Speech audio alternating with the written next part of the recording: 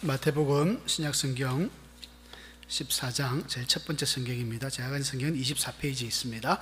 마태복음 14장 15절부터 말씀 보도록 하겠습니다. 저녁이 되매 제자들이 나와 이르되 이곳은 빈들이요 때도 이미 저물었으니 무리를 보내어 마을에 들어가 먹을 것을 사 먹게 하소서.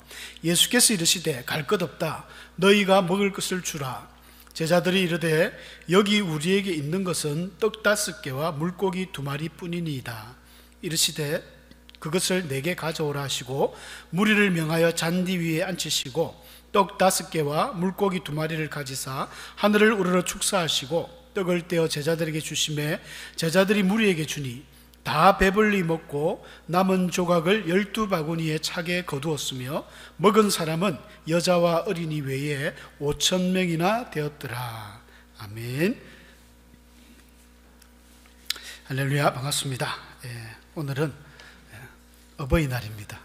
카네이션들은 다 받으셨는지 모르겠습니다. 저는 아직 못 받았습니다. 집에 가서 받아야 되겠습니다. 군대에 있는 우리 예찬이가 무슨 카톡 선물 이래가지고 뽑기 하는 걸 보냈더라고요. 카톡으로 신기한 게 있어요. 요즘 젊은 사람들은 그렇게 하는 모양이에요.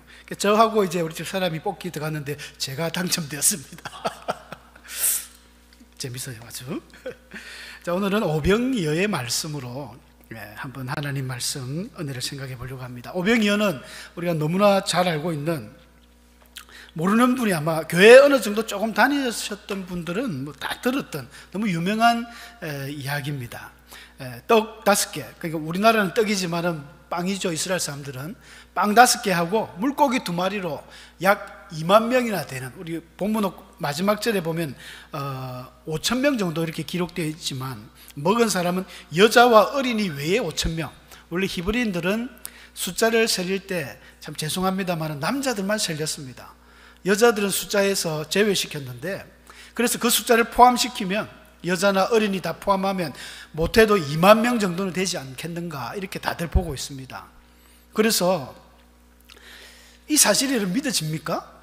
떡 5개, 빵 5개와 물고기 2마리로 어떻게 2만 명이 먹을 수 있는가?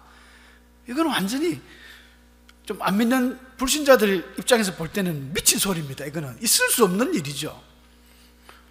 성경은 있을 수 없는 이야기들이 가득합니다. 그래서 상당히 우리 믿음을 테스트할 수 있는 이런 부분인데, 그래서 어떤 신학자들은 좀 신학을 자유롭게 하시는 분들이 있어요. 그런 분들은 이거는 불가능한 일이다, 성경을 깊이 분석을 하면서 보시는 분들이 있어요. 이걸 비평신학이라 하는데, 아주 본문 비평이라 해가지고 본문 사이에 무슨 고장난 게 없는가, 잘못된 게 없는가, 이런 거 면밀히 살피는 이런 분들이 있거든요. 그래서 이런 것들을 인정을 안 하는 거예요. 어떻게 빵 5개하고 물고기 2마리로 2만 명이 먹을 수 있는가? 방법은 한 게 있다. 빵 5개를 막 조각조각 아주 마이크로 아주 작게 다다다다 내가지고 2만 명이 먹으면 먹을 수 있다는 거죠. 그런 건 먹을 수 있습니다. 먹을 수 있긴 있는데 한 가지 문제가 뭐냐면, 오늘 마지막 절에 나오는 것처럼 배불리 먹었다, 이게 안 되는 거예요. 배불리 먹었다. 2만 조각을 나눌 수는 있겠지만 배가 안 부르잖아요. 그러면 또 어떤 분들은 그럽니다. 사실 이 오병이어 기적은 마태, 마가, 누가, 요한복음 다 나옵니다. 사복음서에 다 기록될 정도로 참 중요한 내용인데, 조금씩 복음서마다 조금씩 그 기자에 의해서 좀 내용은 다르죠. 요한복음에 보니까 한 어린아이가 이 안드레가 막 찾아와 가지고 보니까 어린아이가 빵 5개하고 물고기 2마리를 갖고 있더라는 거예요. 그래서 차마 자기 건데 아이고 예수님 드세요 하면서 내놨겠죠. 근데 그 모습을 보고 어린아이가 예수님께 내놓는 그 모습을 보고 함께 했던 수많은 어른들이 마음이 찔린 거예요. 그래서 어린아이가 저러는데 하면서 자기가 혼자 물러가서 이렇게 꽁쳐놨던 그 빵이나 고기를 이제 내놓는 겁니다. 내놔가지고 사람들이 갈라먹었다는 거예요. 말되죠. 그래서 하죠. 그래서 다 먹었습니다. 그 문제는, 그건 또 어디서 문제가 생기냐면은 먹고 12바구니가 남았더라, 이게 문제가 되는 거예요. 아무리 자기가 이렇게 숨겨놓은 걸 꺼내서 나눠 먹었다 하더라도 남지는 않거든요. 그것도 배불리 먹고 다 그냥 인간적인 생각으로 성경을 보다 보니까 그렇게 하는데, 주님의 기적이죠. 이건 말할 수 없는 예수님의 권능을 보여줍니다. 사실은 요한복음에서 예수님이 하나님이시라는 걸 증거하면서 이 오병이어가 네 번째 기적인가 그리 되거든요. 예수님이 그래서 사복음서 같이 이렇게 보면서 이제 설명을 해드리면 이렇습니다. 요한복음 같은 경우는 분명하게 이 부분을 이야기하고 있는데 옆에 빌립 제자에게 물었습니다. 빌립아, 야, 이 많은 사람들 우리가 어디서 떡을 사서 이 사람들을 먹게 하겠느냐 하고 예수님이 테스트했습니다. 테스트. 분명히 이는 빌립을 시험코자 함이라 이렇게 예수님이 말씀하셨다고 기록되어 있거든요. 제자들 테스트한 거예요. 이놈들이 나를 어떻게 생각할까? 그래서 예수님이 물었습니다. 빌립이 계산을 참 잘하는 것 같아요. 우리 교회 이제 이 재정부장 오래 하시면 이제 칙칙칙칙 계산이 나오는 것처럼, 아, 예수님, 조금씩 돈을 좀 각출을 해서 내더라도 200데나리온의 떡을 산다 한들 부족할 것 같습니다. 여러분, 200데나리온이라는 것은 금액이 큽니다. 그 당시 일반 노동자들이 하루 일하는 그 일당 받은 그 금액을 한 데나리온이라 합니다. 데나리온. 드라크마나 데나리온 똑같은 그 단위인데요. 그러니까 200일 동안 한 노동자가 200일 동안 일을 해야 되는, 약 6개월 되죠. 한 5개월, 6개월 정도 벌어야 되는 돈. 지금 한 그 우리 금액 시세로 따지면 한 2천만 원 정도 됩니다. 그러니까 2천만 원이나 되는 돈이 있어도 그만큼 빵을 사도 부족하다는 거예요. 왜냐하면 사람들이 너무 많이 왔기 때문에. 근데 제가 이걸 2천만 원을 나누기 2만 명을 하면 1인당 얼마씩 돌아가느냐 하면 1,000원 돌아갑니다. 1,000원. 1인당 1,000원어치 빵을 먹어서 여러분 배가 부를까요? 오늘날 우리가 1,000원어치 빵 그거 해봐야 아무리 시장에서 삼당진 장날 사더라도 몇 개 못 먹잖아요. 배불리 못 먹습니다. 예수님은 이미 알고 있죠. 이 돈으로 해결될 문제가 아니다. 오늘 마태복음 기자는 또 그렇게 기록을 하고 있습니다. 어떤 제자가 그랬는지 알 수 없지만은 깨를 낸 거예요. 아, 예수님, 지금 날이 저물고 여기는 빈들이기 때문에 먹을 것도 없습니다. 뭐 따먹을 것도 없고 하니까 이들을 무리를 저 마을로 들어가라 해가지고 자기들이 알아서 사 먹고 오라는 거예요. 정말 멋진 지혜죠. 우리가 감당하기 힘드니까 각자 알아서 사 먹고 오세요. 상당히 지혜로운 것 같은데, 이거는 또 참 우리가 교회가 이렇게 되면 안 되거든요. 교회가 이제 성도 수가 자꾸 늘어나면 성도들 중에는 어떤 성도들은 좀 삶이 괜찮은 성도님들도 있어요. 하지만 여전히 힘들고 어렵고 도움이 필요한 성도들도 있을 거 아닙니까? 서울의 여의도 순복음교회가 뭐 큽니다. 뭐 60만 명이나 되고 이러면은 그 중에 누군가는 분명히 핍절하고 어려운 사람이 있다는 거예요. 초대교회 사도행전에도 보면 이 헬라파 유대인들이 계속 구제에 빠진다 했습니다. 어려운 분들은 계속 있어요. 자, 그러면 교회가 그냥 집에 가서 빨리 처리하고 오세요 이렇게 하는 거하고 똑같습니다. 알아서 하고 오세요. 요한사도는 요한일서 3장 18절 우리가 암송 많이 하지 않습니까? 우리가 자녀들아, 말과 혀로만 사랑하지 말고 행함과 진실함으로 하자. 오죽했으면 유대인들 사회에 이런 것들이 참 많았던 것 같습니다. 제자들도, 예수님 제자조차도 그냥 예수님 집에 보내가지고 저 밑에 마을로 가서 사 먹고 오게 합시다. 이야, 참 어떻게 보면 상당히 뭐 일리 있는 제안이었습니다만은 예수님은 용납이 안 됐습니다. 용납이 안 되어서 뭐라고 이야기하냐면은 그럴 거 없다, 갈 거 없다, 너희가 먹을 것을 주라 그랬습니다. 너희가 먹을 것을 주라. 제가 이 헬라어 좀 원문을 이렇게 적어놨는데요, 뭐 한글로 다 적어놨으기 쉽죠. 도테 아우토이스 히메이스 파게인. 이게 왜 적었냐면요, 우리 한글에 없는 내용이 원어에는 두 번씩이나 나옵니다. 너희라는 단어입니다. 맨 앞에 도테가 이게 명령이거든요. 주라. 도테가 뒤에 붙은 헬라어는 의미가 몇인칭 의미가 나옵니다. 여기 2인칭인데 2인칭 복수예요. 그러니까 너희들이 주라. 도테 이러면 끝나는데도 불구하고 뒤에 보면 아우토이스 히메이스, 이것도 또 인칭 대명사예요. 너희들입니다. 두 번씩이나 너희가 주라. 누구에게? 아우토이스라는 게 이제 그들에게 먹을 것을 주라 이런데, 분명히 이게 역할 분담이 있습니다. 너희들이 그들에게 주라. 아이고, 예수님이 분명히 이야기하신 거예요. 정확하게 너희가 주라. 더 짧게 이야기하면 네가 주라. 예수님께서 이해 못하실 질문을 한 겁니다. 왜 예수님께서 제자들에게 이런 엉뚱한 요구를 하셨을까? 자, 한번 묵상을 해봅니다. 제자들이 뭐가 있습니까? 돈이 있습니까? 제자들이 뭐 부유한 형편이 아니잖아요. 아마 제자들도 모르긴 몰라도 예수님 따라다니면서 엄청 고생합니다. 아마 아침도 안 먹었을 거예요. 어제 저녁에도 변변치 못하게 먹었습니다. 여러분, 성경에 보면 예수님이 가는 곳마다 뭐 5병이어를 빵빵 이렇게 기적을 일으킵니까? 조금 뒤에 가면 7병이어도 놓습니다. 어떨 때는 한 번씩 삭개오 집에 가서, 아니면 바리새인 시몬의 집에 가서 이렇게 뭐 좀 풍성하게 먹을 때도 있지만 거의 못 먹습니다. 오죽했으면 예수님은 인자가 머리 둘 곳도 없다, 잠잘 데도 없다, 어디 가다가 잠오면 자고, 제자들 12명이 우리가 생각할 때 참 비참할 정도로 생활을 합니다. 그런데 예수님이 너희가 주라. 야, 이거 무슨 황당한 말씀일까요? 그럼 제가 퀴즈를 하나 내겠습니다. 군중에게는 없고 제자들에게 있는 것은 무엇일까요? 군중들에게는 없었습니다. 근데 제자들에게는 있는 거예요. 뭐가 틀립니까? 제자들에게는 예수님이 있습니다. 믿음이죠, 믿음. 군중들에게는 예수님이 없었습니다. 근데 제자들은 이미 예수님을 보았잖아요. 가나에서 물로 그 포도주를 바꾸죠. 죽었던 회당장 야이로의 딸도 고치죠. 그 임금의 하인도 고쳤습니다.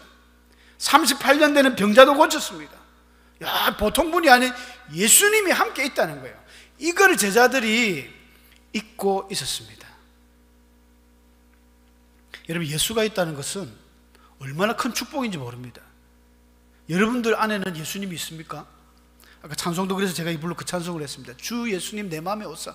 예수님이 내 마음에 오면 세상 모든 것 가진 것보다 부자예요, 부자. 믿습니까? 예수님이 내 안에 오셔야 되는 거예요. 예수님이 내 마음에 없는 분들은 돈이 1,000억 원이 있어도 그 사람은 거지와 같습니다. 가난한 사람이에요. 근데 우리 삶이 아무리 가난하고 아무리 핍절한 삶이라 할지라도 예수님이 내 마음에 오시면 그것만큼 부유한 자가 없습니다. 우리가 잘 아는 그 송명희 시인이 나 가진 재물 없으나 막 찬송시 써그지 않습니까? 정말 희대의 명곡이죠. 그분이 그 내성 소아마비를 해가지고 손도 발도 다 못 움직이잖아요. 근데 그 사람이 예수를 만나니까 나 가진 재물이 없어도 공평하신 하나님을 노래한다는 거예요. 믿음이 없는 사람이 볼 때는 좀 이상해 보여요. 좀 뭐가 저렇게 기쁘냐, 뭐가 즐겁냐. 우리가 이제 지체 부자유인이라 하지 않습니까? 지체 장애인들 그런 모인 곳에 가면 그것을 복음을 전하시고 이런 분들 보면 그 사람들에게 참 우리 일반인들이 없는 미소가 있고 행복이 있다는 거예요. 행복은 성적순도 아니고 행복은 그 물질순도 아닙니다. 행복은 권력순도 아닙니다. 그런데 권력에 눈이 빠진 사람들은 그거를 쟁취하기 위해서 대통령이 되려고 국회의원이 되려고 온갖 정력을 다 쏘아붓습니다. 그런데 예수가 내 마음에 있는 사람은 삶이 여유가 있습니다. 여유가 있고 그 삶은 아무도 흉내낼 수 없습니다. 사도 바울은 고린도후서 4장 7절에 이런 말씀을 합니다. 우리가 이 보배는 예수님이죠. 이 보배를 질그릇에 가졌으니, 이 질그릇은 우리 육신을 말하지 않습니까? 인간의 육신이 얼마나 나약합니까? 질그릇 같습니다. 이 흙으로 만든, 대충 만든, 그냥 쿡 하면 부서져 버리고 찌그러지고 삭아버리는 이 육신 안에 있는 것은 왜 그러냐면 심히 큰 능력이 하나님께 있고 우리에게 있지 않다. 여러분, 우리는 나약한 존재들입니다. 우리는 정말 보잘것없고 아무것도 아닌 존재지만 내 안에 예수님이 오셨을 때 그때부터 그 사람은 보배로운 존재가 되는 거예요. 보석함이, 돈이 많이 나가는 보석함은요, 그 안에 무엇이 담겨 있는가가 중요하지 않습니까? 아무리 겉이 예쁘고 화려한 보석함이라도 그 안에 똥이 들었으면 그건 똥그릇입니다. 근데 그 안에 진짜 아무리 겉이 허름하고 보잘것없는 나무 상자지만은 그 안에 이 다이아몬드, 뭐랍니까? 눈물방울 다이아몬드입니까? 큰 거 구경도 못했습니다만 그런 게 들어있으면 그거는 완전히 어마어마한 가치지 않습니까? 우리는 예수님이 우리 안에 있습니다. 세상에 이렇게 가치가 높고 대단한 게 뭐가 있겠습니까? 제자들이 이걸 몰랐어요. 이걸 깨닫지 못했습니다. 그래서 예수님이 맨날 혼나는 게 믿음이 없는 세대요. 내가 너희와 얼마나 함께 있어야 되겠느냐. 얼마나 꾸중을 많이 받습니까? 그래서 예수님은 이 어린아이가 가져왔던 그 빵 5개와 물고기 2마리를 떼서 막 축사를 하고 보내주니까 계속 나오는 거예요. 끝없이 나옵니다. 아까 어떤 학자들은 그건 불가능하다는데 그렇지 않습니다. 구약 성경에도 이미 이런 예수님의 기적의 예시들이 많이 있지 않습니까? 엘리사가 한번 그 보리떡 가지고 막 그 사원들에게 막 200몇 명 넘는 사람이 나눠줍니다. 조그만 그 떡으로. 또 엘리야도 그 사르밧 가부에게 가가지고 야 먹을 것 좀 달라, 빵을 만들어 달라. 쌀가루가 없는데, 마지막 그거밖에 없는데 그거로 엘리야를 먹였더니 공개를 했더니 그 3년 반 동안이라는 흉년 동안 사르밧 가부가 계속 쌀떡에 쌀이 떨어지지 않았다는 것입니다.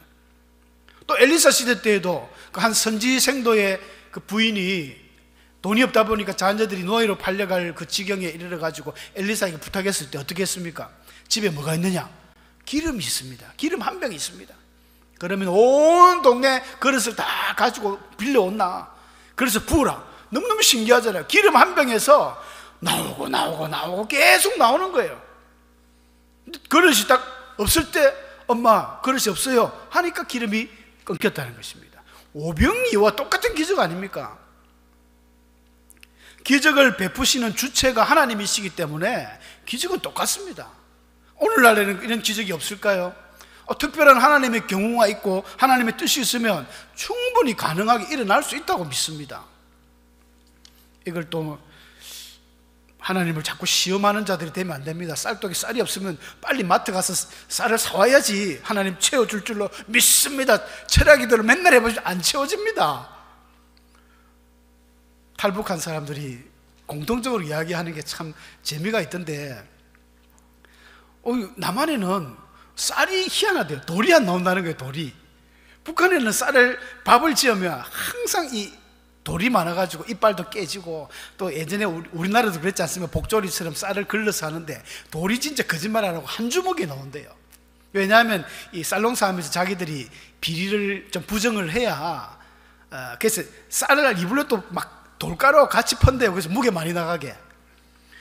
우리나라 한국에 와가지고 밥을 먹으니까 돌이 없는 게 너무 신기하고, 또 정미소가 없는데 북한에는 공동으로 하지만 우리는 웬만하면 마을에 하나씩 다 있잖아요. 너무 신기하다는 거예요. 마트에 가면 쌀도 있고. 그래서 탈북한 사람들이 공통적인 대답이 한국에 와보니까 천국이 따로 없다는 거예요. 여기가 천국이라는 천국. 너무너무 자기들은 놀래고 감사하고 모든 게 감사하다는 거예요. 근데 정작 한국에 사는 사람들은 그걸 모르죠. 모르고 막 삽니다. 환경에 적응이 되다 보니까 불평이 나오고 불만만 나오는데, 사실은 참 감사하게 생각해보면 너무 감사한 거예요. 마트 가서 쌀도 종류별로 좀 비싼 쌀도 있고 한데 싼 거 사면 금방 사옵니다. 쌀떡에 채울 수 있어요.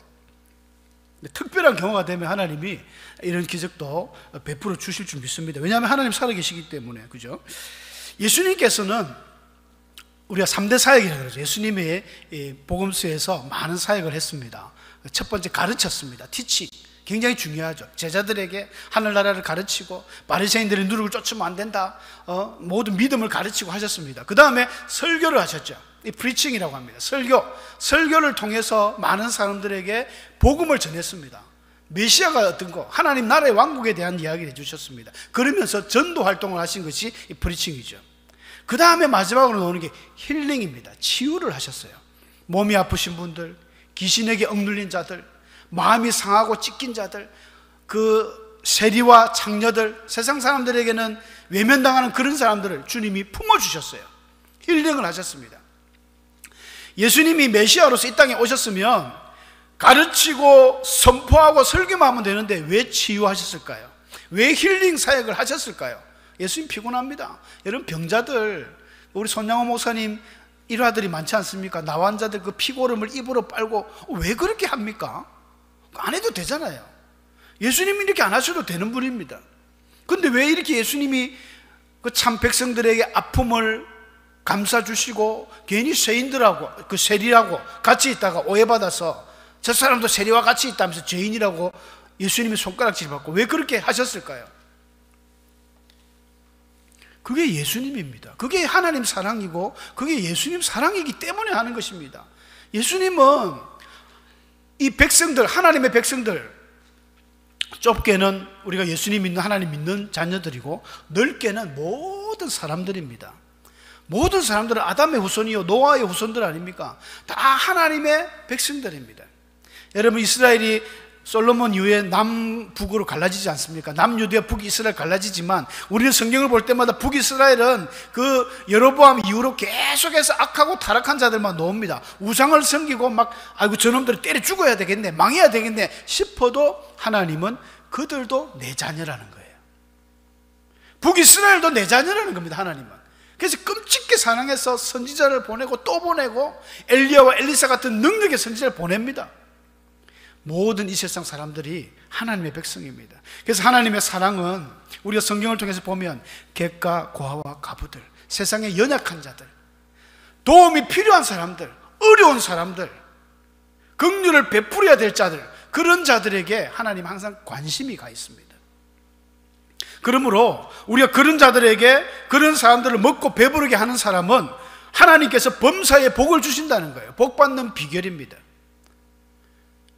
주위를 돌아보아서 힘들고 어려운 사람이 있으면 똑같이 그런 사람들을 무시하고 동냥하는 사람들, 동냥은 못 해줄 망정 발길로 그 동냥 그릇을 차버린다든지, 하나님 이런 사람들 가만 안 놔둡니다. 불쌍히 여길 자들을 불쌍히 여기는 것, 이게 예수님 마음이거든요. 저와 여러분이 예수님을 믿고 내 안에 예수님이 와 계신다면 우리의 마음도 예수님 마음이 되어야 됩니다. 예수님의 마음은 정말 심장이 터지는 마음, 이 스플랑크 니조마이라는 그 예수님의 그 긍휼히 여기는 그 마음은요, 심장이 터지는 마음, 창자가 뒤틀리는 마음이 바로 예수님 마음이에요. 어려운 사람들을 보면 예수님이 그 지나치지를 못하는 거예요. 그래서 도와주셨습니다. 사랑하는 성도 여러분, 우리 예수님을 믿고 있는 예수님의 마음을 가진 우리들도 이런 마음을 가져야 되지 않겠습니까? 항상 감사한 것은 내가 아무리 힘들어도 나보다 어려운 사람이 또 있다는 겁니다. 부디 우리 성도님들이 좀 경제적인 형편이 나아졌다, 어느 날 갑자기 돈이 많이 벌어졌다, 아이고 사업을 하는데 대박을 맞았다, 복권이 걸렸다, 혼자 떵떵거리고 재밌게 살지 마시고 주를 위하여 쓰십시오. 주님이 다 기억하십니다. 교회 사업을 위해서 쓰시고, 교회 주면은 우리 목사님 또 이상하게 쓸까 아이가, 우리 장로님들 맨날 묵고 놀고 쓰는데 아니가, 그 부분은 생각하지 마세요. 그거는 하나님이 선악간에 하나님이 판단할 문제고, 내가 드린 그 순간, 우리 헌금이라는 게 그렇지 않습니까? 내가 헌금함에 드리는 그 순간 우리는 끝난 거예요. 내가 하나님께 드렸습니다. 그럼 하나님 그 마음 보고 우리는 복을 받습니다. 근데 그 물질을 함부로 횡령하거나 잘못 쓰면 하나님이 책망하죠.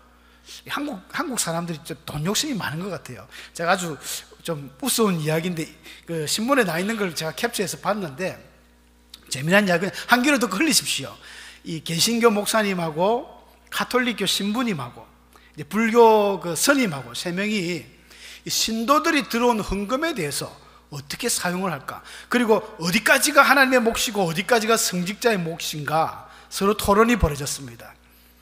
불교 스님이 저만치 동그라미를 그려놓고 멀리서 그 이제 신도들의 돈을 탁 던져서 동그라미 안에 들어가는 것과 구분을 해가지고, 동그라미 안에 들어간 것은 성직자의 것이고 바깥의 것은 하나님 것이다, 이렇게 이야기했어요.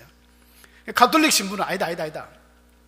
동그라미 들어간 것이 하나님 것이고 바깥에 있는 것이 이제 우리 것이다, 더 많이 갖고 가는 거죠. 쪽에다가 개신교 목사가 딱 나와서 하는 이야기가 참 멋진 지혜로 말합니다.